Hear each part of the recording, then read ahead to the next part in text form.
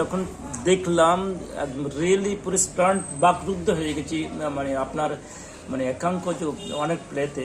আর একদম বাস্তবিকভাবে যে সমস্ত মানে আমার মনে হলো, আপনি তো আপনার জীবন, নাটকের নাম জীবন থেকে নেওয়া, আপনার কমপ্লিট যে জীবনটাকে যেভাবে উপলব্ধি করেছেন তার থেকে হয়তো 19-20 তফাৎ হবে, কিন্তু প্র্যাকটিক্যালি সেটাকে আপনি মঞ্চস্থ করার চেষ্টা করেছেন।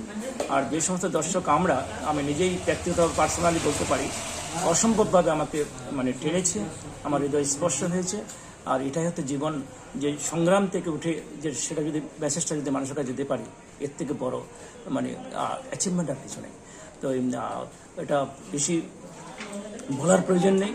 আমি ডেফিনেটলি আপনি যে স্ট্রাগলটা যেভাবে মানে বোঝাতে পেরেছেন, তার সমস্ত রকম প্রতিটা মুহূর্তে তার প্রতিফলিত হলো। লাস্টে 65 বছর বয়সে এখানে এসে একটা উদ্যম মানসিকতার সঙ্গে প্রচণ্ড ডাইনামিক একটা স্পিরিট নিয়ে যেটা মানে আপনি করেছেন, তার জন্য আমরা ভীষণ কৃতজ্ঞ। এটা আমাদের গ্র্যাটিটিউড আজকের দিনে। কালকে মহালয়ার আগে এটা আরও শুভকামনা করব। আগামী দিনে পিতৃপক্ষ শেষ হচ্ছে। নমস্কার দাদা।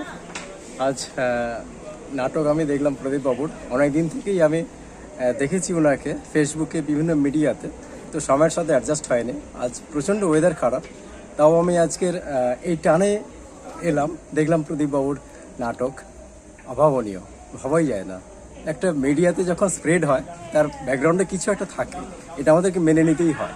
তো সেটা আজকের আমি উপলব্ধি করলাম।